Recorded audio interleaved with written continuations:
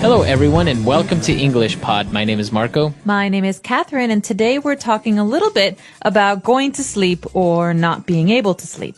That's right. We are having some sleeping problems, and we're actually going to check out a couple of words related to this topic right now on Vocabulary Preview. Vocabulary Preview. Okay, so the first word is actually the technical word that describes being unable to sleep.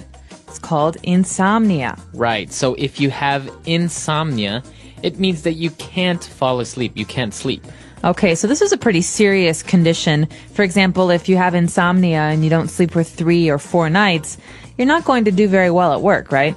Right. Or if you're studying, you're tired at school, you can't concentrate. So it's a very big problem.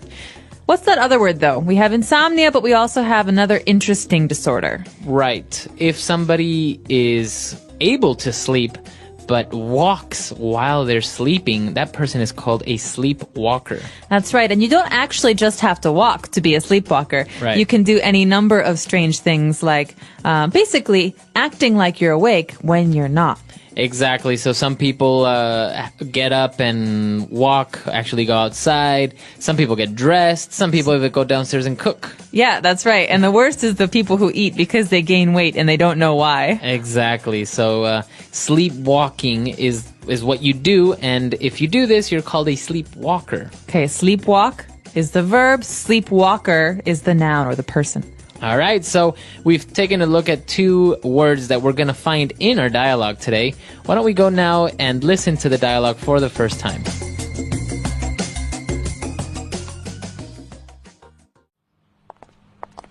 Alex, what's up with you? You look dreadful. Hey, Jill. I don't know. I've been having trouble sleeping these past few weeks. I usually lie in bed for hours trying to get to sleep. I've tried stretching and different breathing techniques before going to bed. I've tried eating and not eating different foods. I've even tried counting sheep. And then, when I finally get to sleep, I have these really disturbing nightmares. So I usually wake up in a panic and more tired than before I went to sleep. Wow. Maybe you should get that checked out. Maybe you're stressed? Just take some sedatives. Works for me. Every so often, having some melatonin on hand helps me when I have trouble sleeping. It works on all kinds of sleeping disorders. It's the stuff pilots use to regulate their sleeping patterns. I heard of that. But does that apply to Alex's situation? Yeah, sure. Why not? Sounds like he only has transient insomnia since it's a recent thing, so taking melatonin should do the trick. But shouldn't he be looking into why it's been happening? Well, aren't you the little psychologist? Our buddy's having trouble sleeping. It's easy and curable.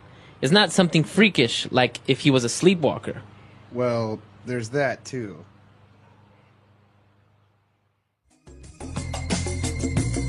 All right, we're back. So obviously this person not only has insomnia, but also has nightmares, sleepwalks, a mess.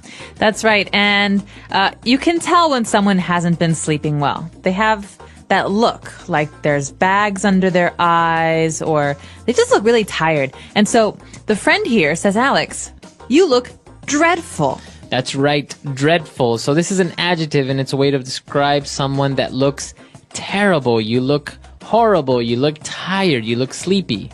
That's right. So this is not a compliment. This is something that you say when you're worried about someone. So for example, if someone's really, really tired, you say, you look dreadful. Or if someone is wearing very dirty clothes, they don't look like they went home yesterday, you say, oh, what's wrong? You look dreadful. Right. I think you can also use it to describe objects or maybe food, right? Mm-hmm. This lasagna is dreadful. It means it's very bad. Right. And you don't want to say that to the person who cooked it, of course. Exactly.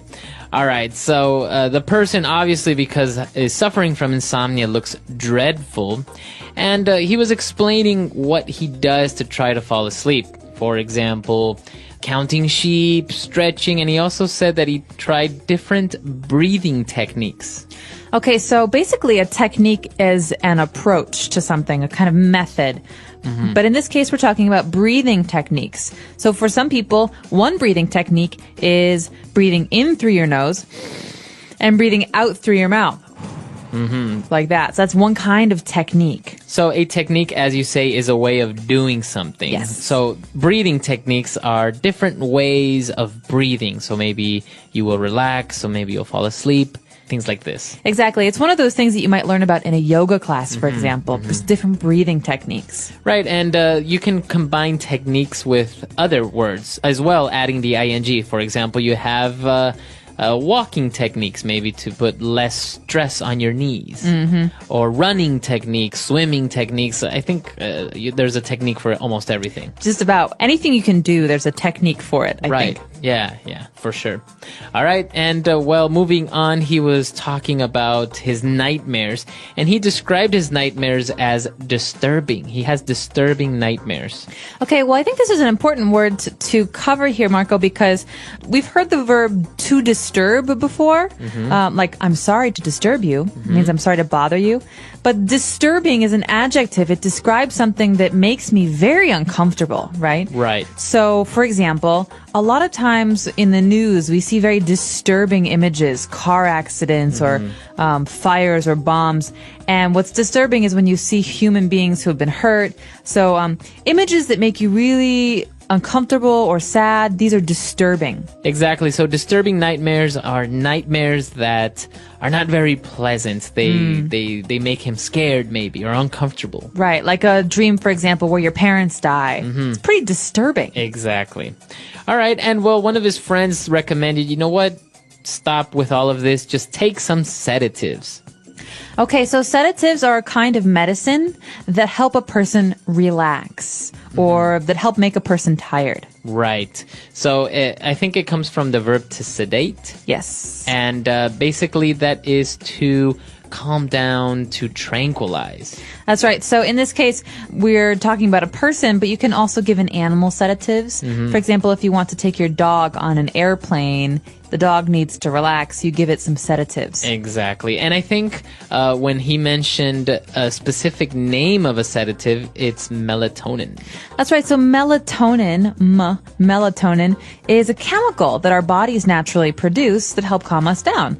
And so a lot of pharmaceutical companies or drug companies sell melatonin in a pill form. It's a chemical that helps you relax. Exactly. So obviously if you take melatonin, you're going to feel sleepy or you're going to be very relaxed and you're going to fall asleep a lot easier. Well, hopefully. Hopefully.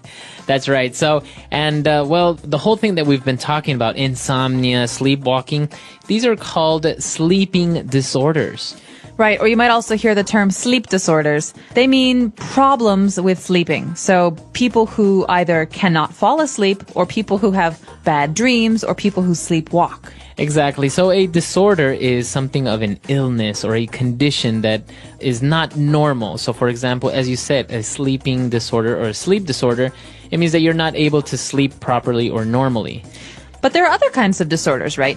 Right. I guess many people have heard of eating disorders. Okay, so that's basically people who do not eat like everyone else. Exactly. So that's what happens with a disorder.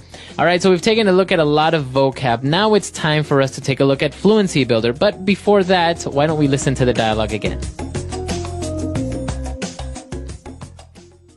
Alex, what's up with you? You look dreadful. Hey, Jill. I don't know. I've been having trouble sleeping these past few weeks. I usually lie in bed for hours trying to get to sleep. I've tried stretching and different breathing techniques before going to bed.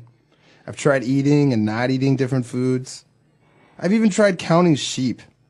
And then, when I finally get to sleep, I have these really disturbing nightmares. So I usually wake up in a panic and more tired than before I went to sleep. Wow. Maybe you should get that checked out.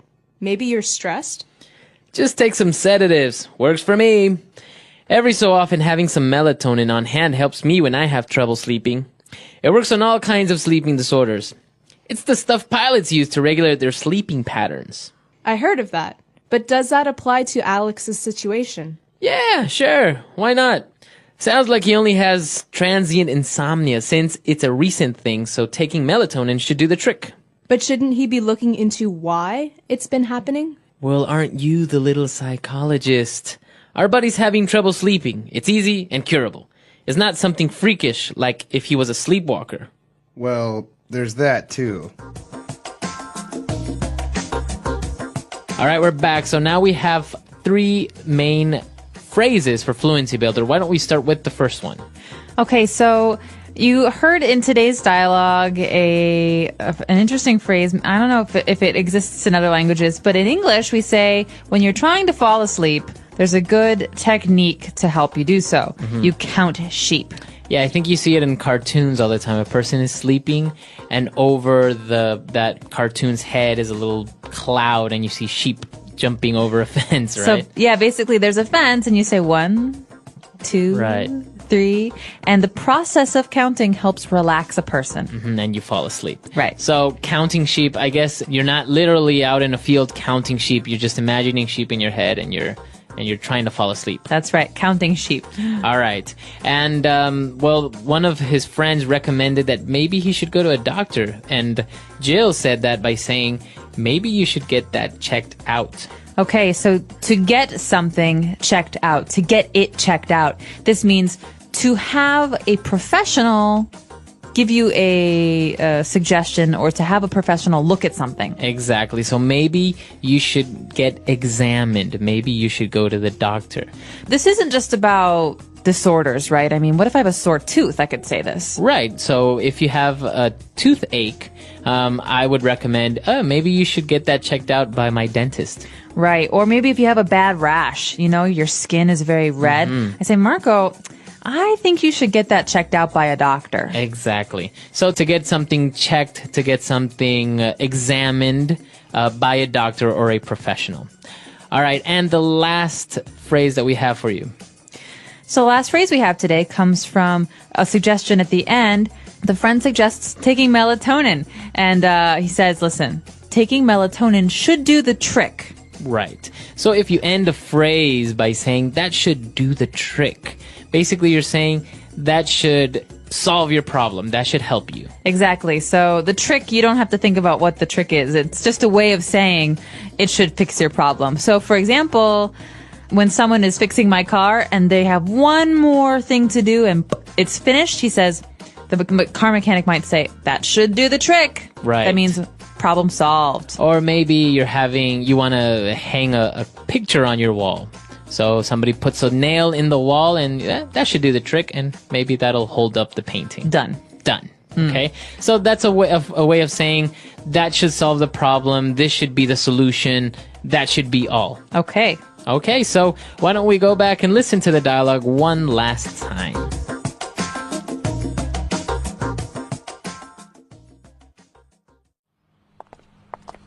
Alex, what's up with you? You look dreadful. Hey, Jill. I don't know. I've been having trouble sleeping these past few weeks. I usually lie in bed for hours trying to get to sleep. I've tried stretching and different breathing techniques before going to bed. I've tried eating and not eating different foods. I've even tried counting sheep. And then, when I finally get to sleep, I have these really disturbing nightmares. So I usually wake up in a panic and more tired than before I went to sleep. Wow. Maybe you should get that checked out. Maybe you're stressed? Just take some sedatives. Works for me. Every so often, having some melatonin on hand helps me when I have trouble sleeping. It works on all kinds of sleeping disorders. It's the stuff pilots use to regulate their sleeping patterns. I heard of that. But does that apply to Alex's situation? Yeah, sure. Why not?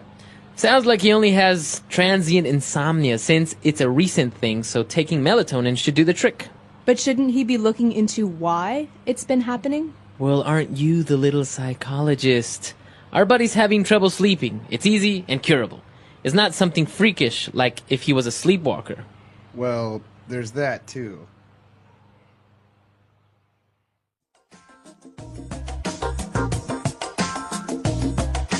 All right, we're back. So talking about dreaming, nightmares, insomnia, all of this, what do you do if you can't fall asleep? I don't really have this problem personally because fall asleep anywhere. I could fall asleep anywhere, anytime. Knock on wood. I've heard some people take like warm milk before going to sleep. Yes, some people take milk, although I also heard that dairy products before bedtime can make you have nightmares. Oh, really? If you eat cheese before bed. I've heard that as well. I've heard that if you have seafood before bed, you'll have nightmares as well. But actually, have you ever had a dream when you are doing something and you wake up in the middle of that? Yes. I remember once I was dreaming, I was drinking a soda. And all of a sudden I woke up and I had my hand like in the air, like doing the Weird. action of me actually drinking the soda. Actually, sometimes this happens to me when I'm falling asleep. I imagine I'm on a bike or something, and I start to feel myself moving my legs. And I wake up and I'm like, wait, what am I doing? So the brain is very strange, I think, especially in those times when you're kind of asleep and you're kind of awake. Also, when you wake up suddenly, I don't know if other people have experienced this, but you feel like you're falling or something. Yep. All of a sudden, you just wake up like with a shake. Yeah, your body moves. Yeah. Yeah, it's really very scary. Your heart starts to beat. I don't know why that happens though. It's unusual. Well, we're curious to know what your sleep habits are. Do you have a hard time sleeping, or are you like me? It's very easy for you to fall asleep. Let us know at our website, englishpod.com. All right, we'll see you guys there. Bye.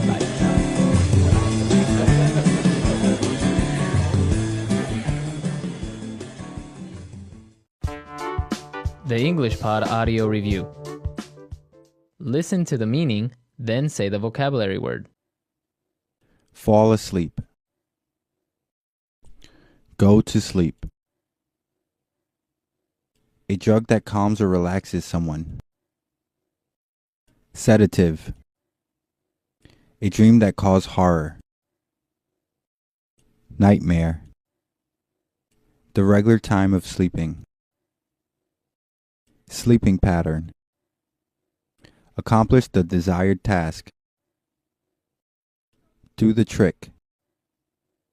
People who have a medical disorder of the sleep. Sleeping disorder. Fall asleep. Get to sleep. Let's try that faster. A dream that caused horror. Nightmare. Fall asleep. Go to sleep. A drug that calms or relaxes someone. Sedative.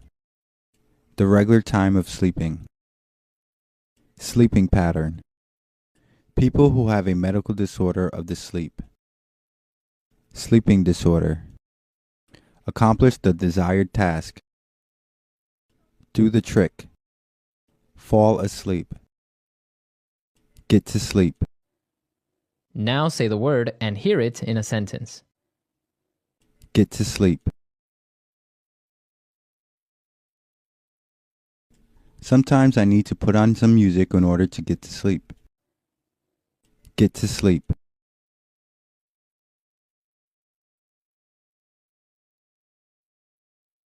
I got to sleep really late last night because I couldn't stop worrying about my presentation today. Get to sleep.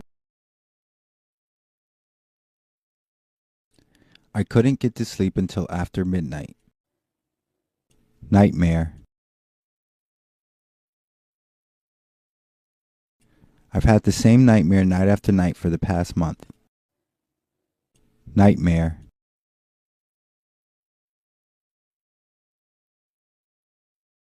I woke up from my nightmare just before I found out what was behind the door. Nightmare. I never have dreams, but every so often I get nightmares. Sedative. They gave me a sedative before I went into surgery. Sedative.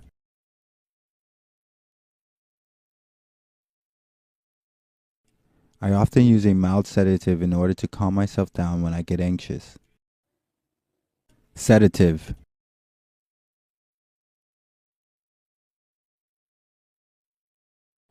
I've heard that some people put sedatives in other people's drinks at bars in order to rob them. Sleeping pattern. My sleeping patterns have been all over the place recently. Sleeping pattern. I have a consistent sleeping pattern and I intend to stick to it. Sleeping pattern.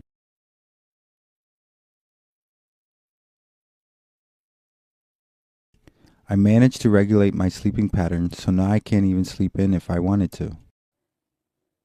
Do the trick.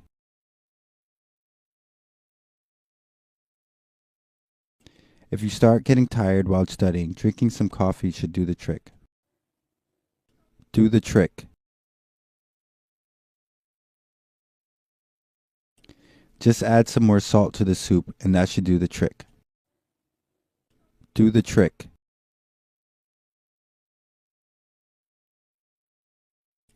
If you turn up the volume of the microphone a bit, it should do the Hello, everyone, and welcome to English Pod. My name is Marco. My name is Catherine, and today we have an intermediate level lesson all about a very special kind of person who helps you out with your kids. That's right. Today we want to get a nanny. A nanny. A nanny. So a nanny is a person, usually a woman, but it can be a man as well, I guess. And this person takes care of your children when you're working or when you're out of the house. That's right. So this is what's going on today. We're going to see what type of responsibilities a nanny has. And so let's listen to our dialogue and we'll be back in a bit.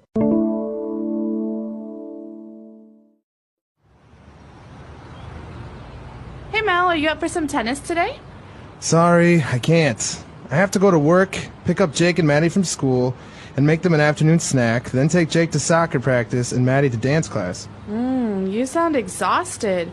Maybe you should hire a nanny to help you out. She can pick the kids up and take them to their after-school activities. She can also help you do some household chores and run some errands. Oh, I don't know. It's hard to find the right nanny. You have to consider her previous work experience, the responsibilities you give her, and how she interacts with the kids. I would love to have someone to help me out, though. I think you should definitely consider it. This way, you won't have to juggle such a busy schedule, and you'll still get to spend time with the kids in the evenings. I can refer you to this great nanny, Amy. She used to work for my neighbors before they moved away. She's very responsible, a good cook, and great with kids. Oh, that's great. Thanks, Grace. Can you give me her number? I'll talk it over with Julie and give her a call tomorrow. Maybe this way I won't be so tired every day, and Julie and I might even get to go on a date once in a while. All right, we're back. So now let's take a look at some key words on language takeaway. Language takeaway. So, as you said, Marco, we don't just find a nanny, we hire a nanny. So what does the word hire mean? Okay, so we have the verb to hire someone, and that means to get someone to work for you, and you pay them obviously money in exchange for their services. Okay, so this is different from finding a job for someone. Because I could find a job for someone, but maybe that job is at a restaurant. But when I hire someone, that means I want that person to work for me or That's for my right. company. That's right. So in this case, obviously, we are not a company. We are just a couple of people who are looking for a nanny. So we need to hire a nanny. We need to get her to work for us. And obviously, you would pay her a salary. All right, so when you pay her a salary, you also have some expectations about what the nanny will do. So one of those expectations is that the nanny will take the children to their after-school activities. That's right. So this is a phrase, if you will, or a type of thing that happens after school. So usually children, when they finish their classes, they have some things that they can do at school, like, for example, sports. That's right. So this is very common in America, but not so common in other parts of the world. So just to explain, if your child is in high school or middle school, after school is over, there's no more class, your child might want to play soccer or to go to art class. And these are things that you do at the school, but it's usually considered an activity, not a class. And so we call these after-school activities. That's right. So these activities are usually for recreation. They're not really part of the curriculum. It's not a class. No, you don't get marks or grades for these. These are just for fun, you know. A lot of people work, and so they need to have these activities for their kids to stay at school until they finish working. That's right. Okay, so we want the nanny to take the children or pick them up from their after-school activities. And we also need the nanny to help out with some household chores. Okay, so you should know where these chores are being done. The first word is household, which means in the house. Okay, so examples of household chores would be like cleaning the windows, washing the dishes. Or doing laundry. So basically any type of cleaning around the house. That's right, making the house look nicer. And so usually children have chores. These are things they need to do, but a nanny can also help with household chores. Okay. And also we want the nanny to help and run some errands. Okay, so this is funny. This phrasal verb. This phrase uses the word to run, but we're not running like, a sport. Right. We're going to do some errands, but the verb here is to run errands. So, Marco, on Sunday I have to run some errands. I'm sorry I can't go out to the movie with you guys. Okay. So to run errands, what does that mean? Well, an errand is like a job or a task that you have to do, but it's usually not something you get paid for. Okay. To run an errand is like to go to the grocery store and pick up food, or, to pick up your clothes at the laundromat. You have dry cleaning. Okay, so they're kind of like chores, I guess, but you don't really do them in the house. You have to go outside and run these errands. You have to go pay your bills, for example. Exactly. And so, when I was growing up, on the weekends, my mother would always run all of her errands because during the week, she had to work. Okay, very good. So a lot of interesting words there. I think we can go ahead and listen to the dialogue again, and we'll be back in a bit with Fluency Builder.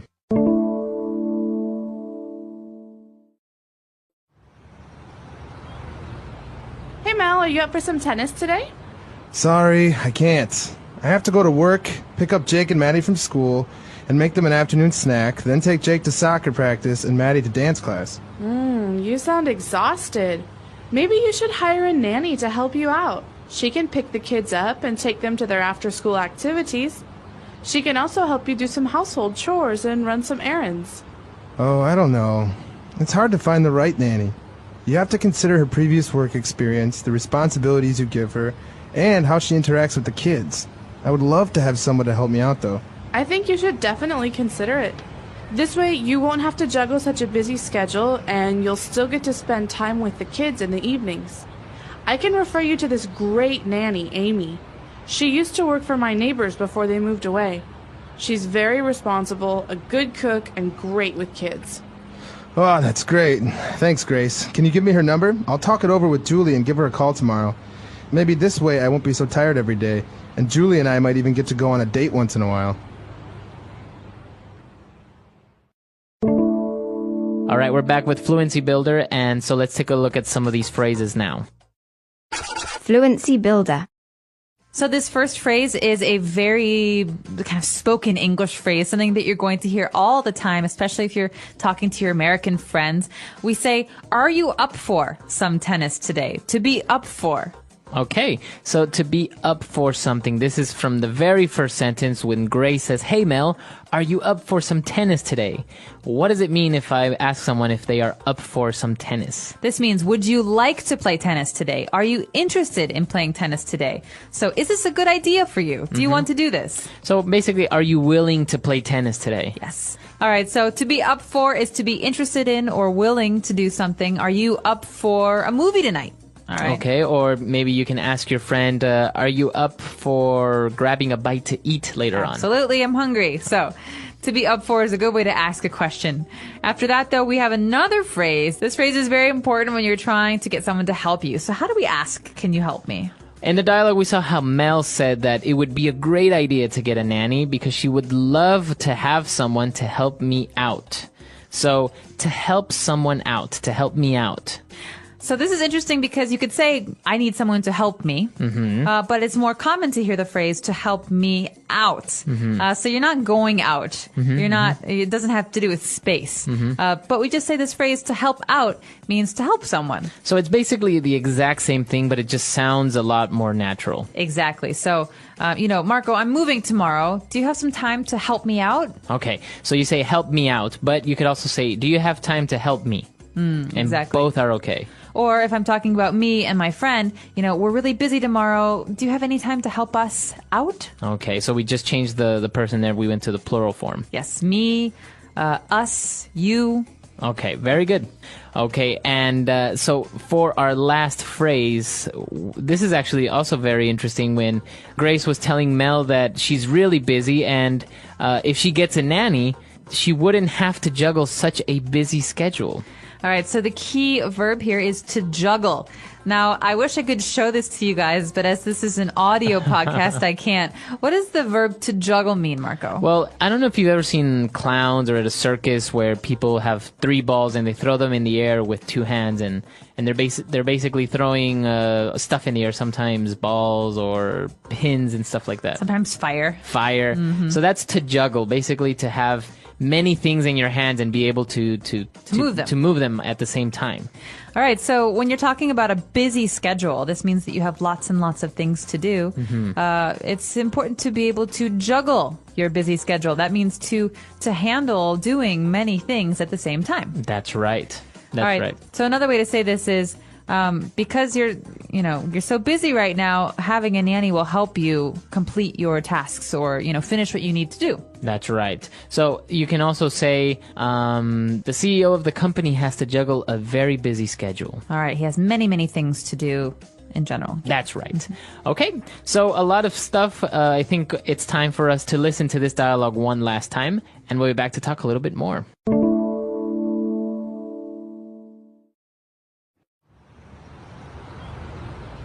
Hey Mel, are you up for some tennis today?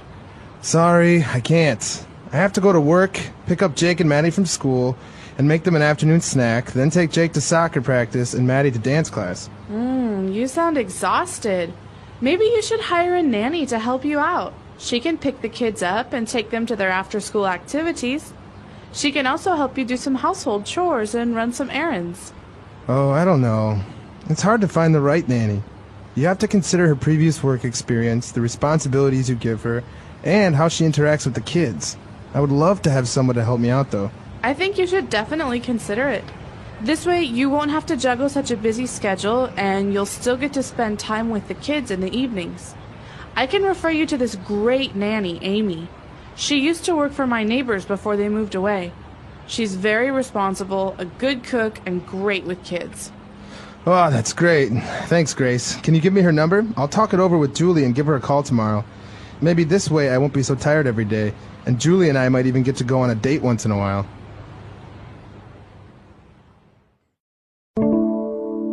So there are a lot of people all over the world who have nannies. I often see them when I go to New York City, women who take out the kids and they push them in strollers, and mom and dad maybe go to work or have classes or something. That's right. Now, this is interesting because there's also another word called a babysitter, but it's different, right? There's a difference between a nanny and a babysitter. They both take care of kids, but I think it's the time that they do it that's a difference. That's right. So a nanny is usually hired on a contract basis. You say, I need a nanny to come and watch my kids every day, Monday to Friday, for the next 6 months.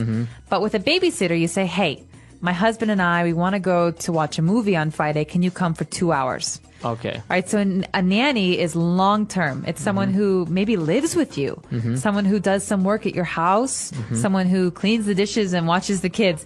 But a babysitter just comes, once a month or just when you need her. That's right. Okay. So that's the main difference between a nanny and a babysitter. Now, as you said, they're very, very common nowadays because I guess it's not like before when women usually would stay at home and take care of the children. Now both parents usually work, and so more people are getting nannies. That's right. Although nannies can be very expensive, it depends where you live. And so for people who can't afford a nanny, if a nanny is too expensive, the baby will go to daycare. And that's actually like a place where many babies or children are together, and there's one teacher or one nanny who takes care of everyone. That's right. So it's an interesting topic. Maybe some of our listeners grew up with a nanny or had a nanny when they were growing up, or maybe you have kids of your own and you have a nanny now. Yeah, let us know. You should check our website out. We are englishpod.com. We hope to see you guys there. Okay, bye. Bye.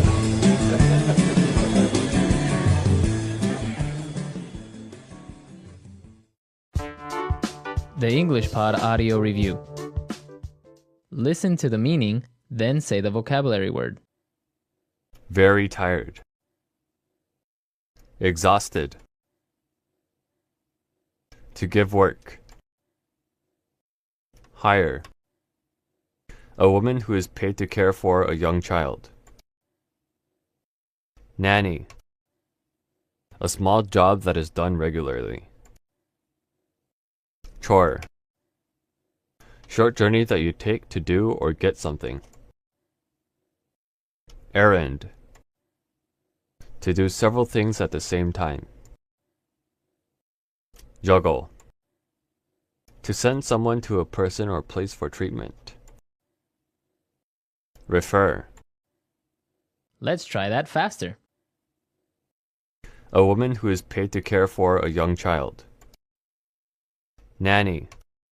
A small job that is done regularly. Chore. To send someone to a person or place for treatment. Refer. Very tired. Exhausted. To give work. Hire. Short journey that you take to do or get something. Errand. To do several things at the same time. Juggle. Now say the word and hear it in a sentence.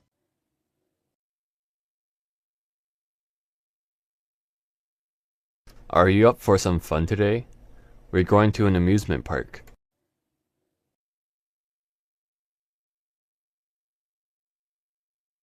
I don't feel so well. I don't think I'm up for basketball this afternoon.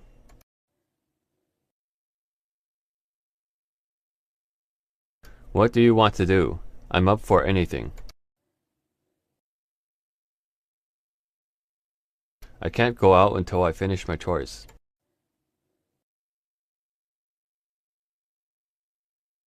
My mom left me with a list of chores to do around the house.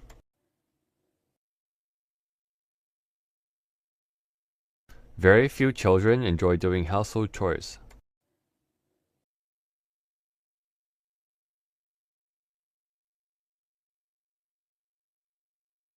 When you are applying for a new job, your interviewer will ask for recommendations from your previous employer.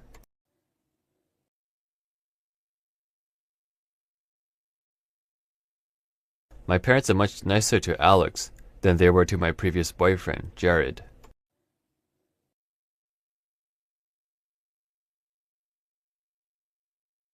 This house is smaller than our previous house, but it's in a better neighborhood.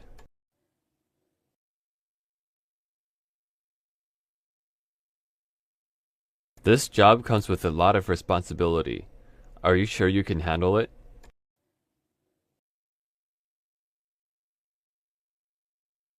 It's my responsibility to take care of the family dog.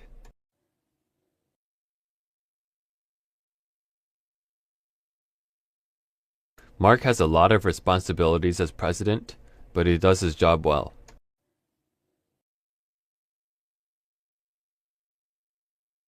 From the way they interact, it seems like they are good friends.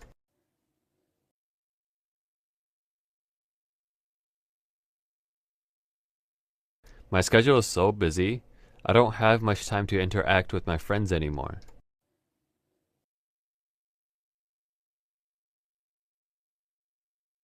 You can learn a lot from interacting with people of different backgrounds. Juggle.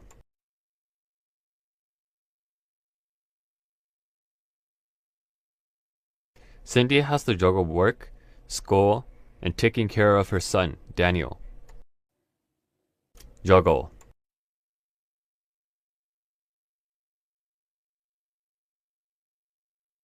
Even though Manuel is very busy, he does a good job of juggling all his responsibilities. Juggle.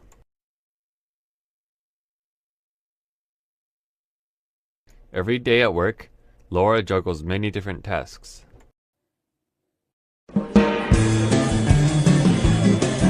Hello, everyone, and welcome to English Pod. My name is Marco. My name is Catherine, and today we have a very serious dialogue for you. That's right. We are going to talk about a will and testament, the last will and testament of someone. All right, so what is a will and testament? Well, basically, this is a document that someone writes, usually with a lawyer, that explains what to do with the person's body and their possessions, their things, after they die. Right. So many people write these, and the family will then use it to discover who gets to receive certain objects and what to do with this person's body. Right. Exactly. So that is a last will and testament. We are going to take a look at an example of one so you would see more or less in English how one is written. Now, obviously, they can be very long and very complex. So we've taken one that has some interesting words there that are a little bit more specific, a lot of legal terms there. So why don't we listen to this dialogue for the first time, and we'll be back shortly.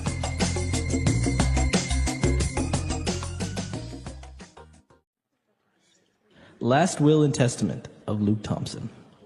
I, Luke Thompson, residing in California, being of sound mind, do hereby declare this instrument to be my last will and testament. I hereby revoke all previous wills and codicils. I direct that the disposition of my remains be as follows. I am to be cremated and taken to the summit of Mount Everest, where my ashes will forever remain at the ceiling of the earth. I give all the rest and residue of my estate to my spouse, Betty Thompson, should she survive me for 60 days.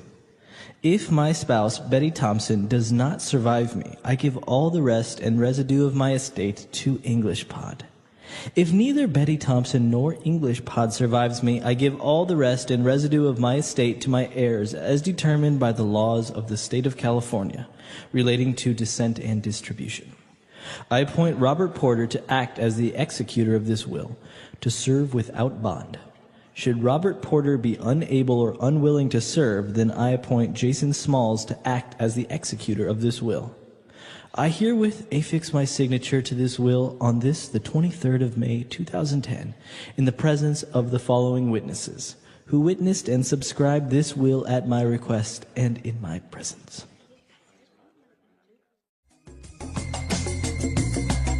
All right, we're back. So now we're going to take a look at 5 key words on language takeaway. Language takeaway. Okay, the first word here in language takeaway comes from the very beginning of this, monologue. We're reading the last will and testament aloud. I, Luke Thompson, residing in California, being of sound mind. Sound as an adjective. What does this mean? That's very interesting. So he says, I am in sound mind, and sound is an adjective to describe I am in a good state of mind. That's right. So it means not having any problems or logical or unaffected. Basically, I'm not crazy, right? Right. I'm not crazy. I don't have any problems. We can say this about other things, too. We can say he's of sound body. Right. That means that he is healthy. He has no problems with his body. Or I could say, Marco, that's a really good decision. It's a sound decision. So, again, that's also a way of saying good or... It will work. It will work. It's a good decision. It's feasible. Yeah. So you can use this adjective with sound body, sound mind, or a sound decision. Or sometimes some people even say, I think in Ireland, they say, oh, he's a really sound guy. Oh, so he's a good guy. He's a good guy. Very interesting. Yeah. I learned something. So sound body, sound mind, sound guy. Moving on, he was talking about the will, and he says, I hereby revoke all previous wills and codicils. The verb here is to revoke. To revoke. This is something that a lot of people hear in America when they drive their car too fast. Yeah. The police catch them, and the police revoke their driver's license. And that basically means to take away. That's right. Or to take, right? To take away from. So this man here, Luke Thompson, what he's saying is, I revoke all previous wills. That means any other will that I wrote before, it's not good anymore. Right. I'm throwing it away. This is the only one that will exist. Mm-hmm.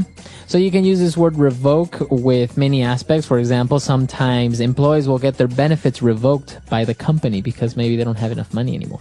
Or maybe they're bad employees. That's too bad. All right, so to revoke. Now, moving on, he was talking about his estate.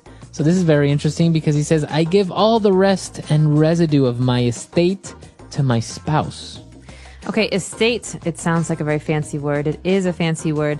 Sometimes we use this word to mean someone's property, their house. Mm-hmm. But in a will, this means everything the person owns. House, car, things, pets, stocks, investments.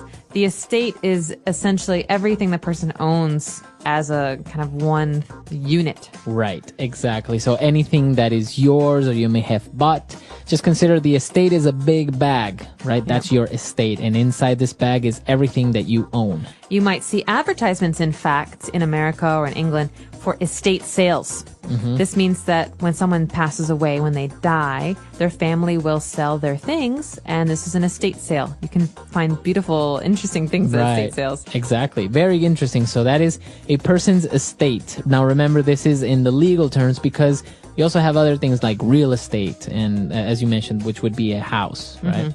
Okay. Now, apart from his estate, he was telling everyone as to how they should take care of his body or what they should do with it. And he said, well, I am to be cremated. Okay, this is important. When a person dies, there are generally two options. Their body can be buried in a casket in the ground. That means they're put in the earth. But a lot of people choose to be cremated. All right. Okay, that means that their body will be burned. And their ashes, that means the things that are left after they are burned, they will be taken somewhere else. Right. Like in a bowl or a pot. Right. And in this case, that's what the person wants. He wants to be cremated. So that would be the verb to cremate. And the noun would be a cremation. Cremation. And what is going to happen to all this stuff? Basically, it's going to be given away to his wife, to English Pod, and to his heirs. This is our next word. What is an heir? Now, if you notice, the H is silent there. So his heirs. And those are basically his children. His daughters or his sons. Right. My heirs are the people who are related to me, who, in this case, will receive some of my things. Now, is it only the children, or also it could be maybe any other relatives? It could be any other relative. You could say, I'm his heir, he's my great uncle. Means we're related, but we're not necessarily father and daughter or grandfather and granddaughter. An heir is someone who is related to the family. It doesn't have to be a certain relationship. And now it's interesting because from this word we can get inheritance. Now we didn't find it in the dialogue. So it's very interesting because they're very similar in spelling, right? Inheritance and heir. Right. Good to remember. Yeah, good to remember. You switch the E and the I's, right? That's right. So inheritance is a thing. You can receive this. So I received an inheritance from my great-grandmother. That means I received some money or some things. And that means you were that person's heir. That's right. Okay. Or, in his inheritance, he received a large house. He was the heir to a great fortune. Okay, interesting. So again, inheritance wasn't in the dialogue, but I think it's worth mentioning. And I think now we can move on to 4 very interesting items that we have for you on Fluency Builder. Okay, these first 2 are words that we normally read or hear in legal documents. And I want to place emphasis on the fact that we don't really say them in spoken English.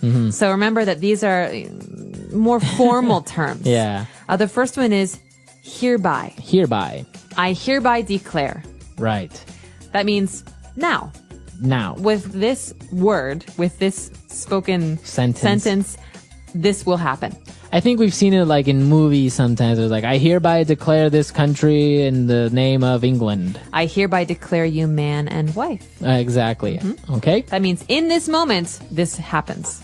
Okay. And a very similar word that we also saw in the dialogue is herewith. So in the will and testament, we hear Luke Thompson who says, I herewith affix my signature. That means with the action of signing my name, signing my signature, this will be completed. Okay. So I herewith, you have to have an action, not just a word. Okay, That's so the difference. I herewith attach my seal. Okay, a seal is like a stamp, very common in the old days when you had real letters. But I herewith attach my seal and give my approval to this document. Okay, so it has to be something physical. Yeah. Right? So if maybe you're writing like this very classic letter and you say, I herewith include a lock of my hair. Ooh, how romantic. Okay, that's kind of creepy, but but you're including or attaching physically, right? I guess the modern version of herewith would be attach. Yeah. Okay, good. Herewith, hereby. But we've got another phrase here that you might hear more commonly. At the beginning of the will and testament, there's a phrase, as follows, okay? I direct that the disposition of my remains be as follows. So, with my body, do as follows.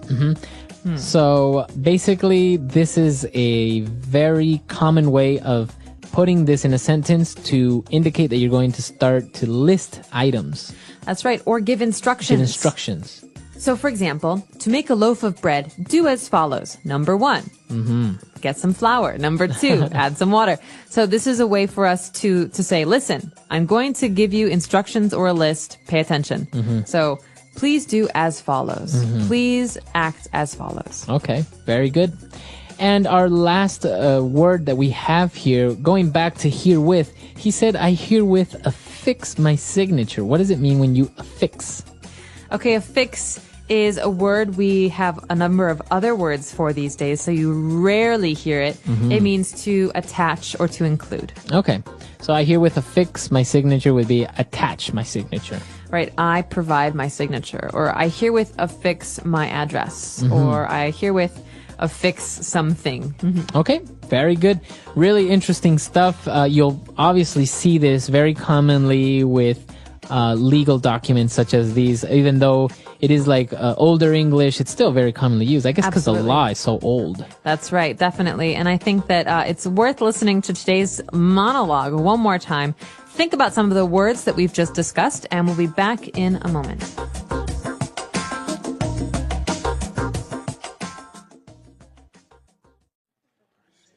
Last Will and Testament of Luke Thompson. I, Luke Thompson, residing in California, being of sound mind, do hereby declare this instrument to be my last will and testament. I hereby revoke all previous wills and codicils. I direct that the disposition of my remains be as follows.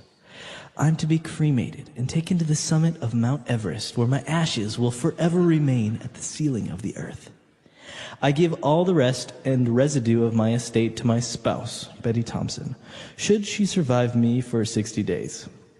If my spouse, Betty Thompson, does not survive me, I give all the rest and residue of my estate to English Pod. If neither Betty Thompson nor English Pod survives me, I give all the rest and residue of my estate to my heirs, as determined by the laws of the state of California, relating to descent and distribution. I appoint Robert Porter to act as the executor of this will, to serve without bond. Should Robert Porter be unable or unwilling to serve, then I appoint Jason Smalls to act as the executor of this will. I herewith affix my signature to this will on this, the 23rd of May, 2010, in the presence of the following witnesses, who witnessed and subscribed this will at my request and in my presence.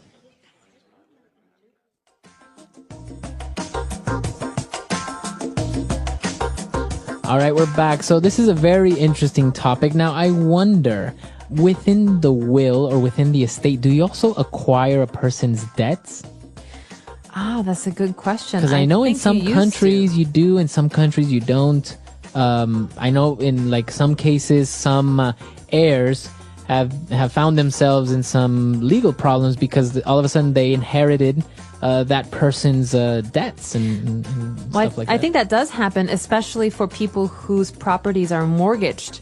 For example, if your uncle has a house and he didn't pay for it with cash, he has a mortgage, and he dies, and you inherit this house, you also inherit the mortgage. Yeah. So sometimes inheritances are not always a good thing.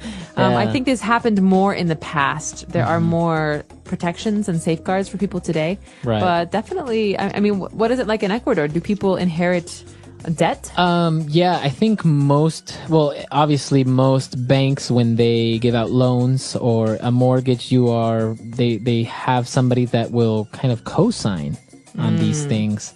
And I imagine, I'm not really very sure, but I know that if you inherit an estate that has a mortgage, you are forced to pay it.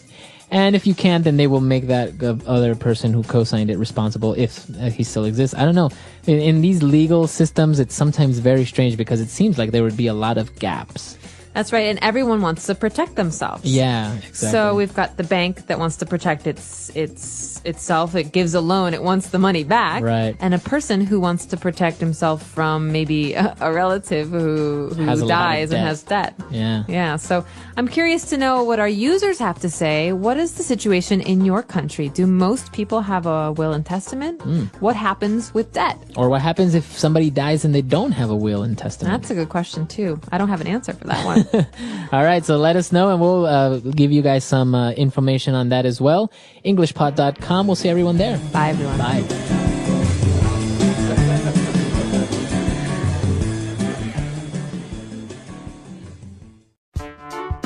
The English Pod Audio Review. Listen to the meaning, then say the vocabulary word. Live in a place permanently. Reside. Free from disease or injury, in good condition. Sound. By means of or as a result of this. Hereby. A paper made to settle property after one's death. Last will and testament. The body of a dead person. Remains. The highest point, top. Summit. Everything you own, all your assets. Estate. Choose someone to do a particular job. Appoint. Add or append. Affix. To sign at the end of the will or contract. Subscribe. A person's partner in marriage. Spouse. Cancel. Revoke. Let's try that faster. The body of a dead person. Remains. Cancel. Revoke. Choose someone to do a particular job. Appoint. A person's partner in marriage. Spouse. To sign at the end of the will or contract. Subscribe. Add or append. Affix. A paper made to settle property after one's death. Last will and testament. Free from disease or injury, in good condition. Sound. The highest point, top. Summit. By means of or as a result of this. Hereby. Live in a place permanently. Reside. Everything you own, all your assets. Estate. Now say the word and hear it in a sentence. Revoke.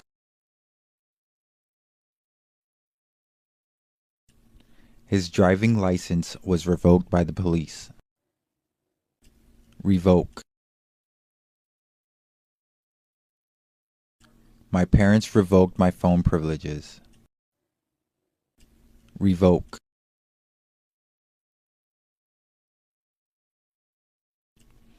The court decided to revoke the terrorist's citizenship. Remains. The remains were transferred to the morgue. Remains. A cemetery has the remains of many people. Remains.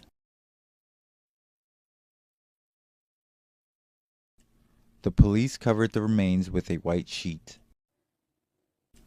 Estate.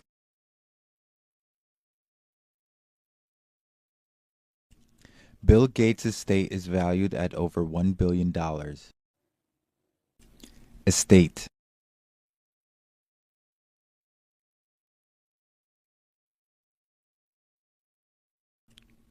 A person's estate is comprised of all assets which are held in the descendant's name alone. Estate.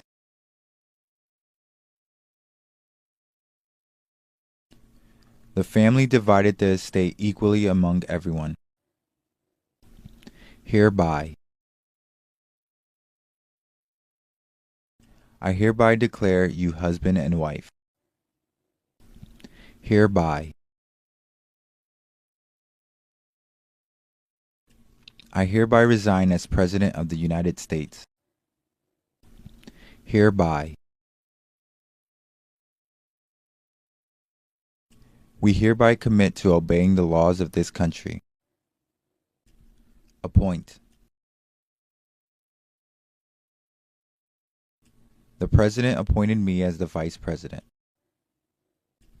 Appoint.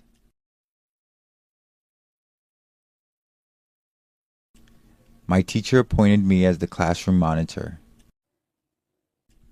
Appoint.